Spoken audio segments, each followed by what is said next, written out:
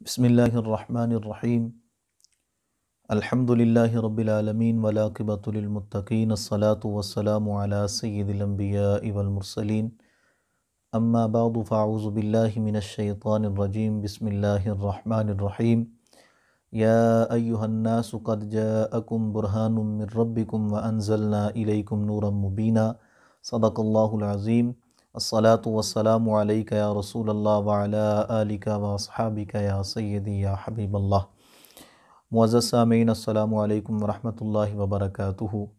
اللہ تعالیٰ کا بہت شکر ہے کہ اللہ تعالیٰ نے ہمیں آقا کریم علیہ السلام کی غلامی عطا فرمائی اور آقا کریم علیہ السلام کو اس دنیا میں بھیج کر ہماری رہنمائی فرمائی۔ آقا کریم علیہ السلام کو رب تعالیٰ نے سراپا معجزہ بنایا۔ تمام انبیاء کو رب تعالیٰ نے معجزات عطا فرمائے، لیکن آقا کریم علیہ السلام کو رب تعالیٰ نے تمام انبیاء کے معجزے عطا فرما دیے۔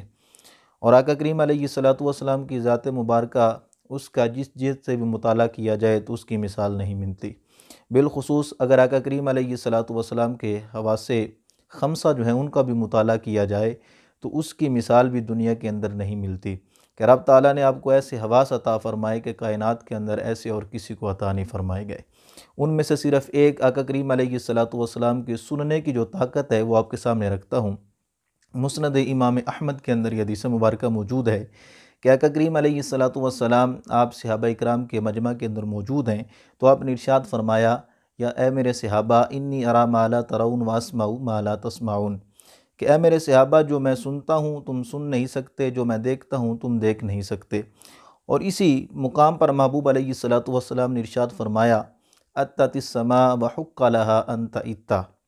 کہ اے صحابہ آسمان نے ایک آواز نکالی ہے اور اس کا حق بنتا ہے کہ ایسی آواز نکالے۔ تو آقا کریم علیہ السلام نے یہاں پر اپنی سماعت کا اظہار فرمایا کہ آسمان نے ایک ایسی آواز نکالی ہے کہ اس کا حق بنتا ہے کہ ایسی آواز نکالے۔ صرف یہی نہیں بلکہ محبوب علیہ السلام نے اس سے آگے جو وضاحت فرمائی، اس سے یہ بھی پتہ چلتا ہے کہ محبوب علیہ السلام نے صرف اپنی سماعت کا اظہار نہیں فرمایا، بلکہ آقا کریم علیہ السلام اس آواز کے سبب کو بھی جانتے ہیں اور ہر چیز کا آپ کو علم ہے کہ کس وجہ سے آسمان نے وہ آواز نکالی ہے۔ تو آقا کریم علیہ السلام اس کے بعد بیان فرماتے ہیں کہ آسمان کے اوپر فرشتوں نے اپنے رب کے سامنے سجدہ کیا، اور سجدے کی کیفیت کو بھی محبوب علیہ السلام نے بیان فرمایا۔ آپ بیان فرماتے ہیں، لیس فیہا موضع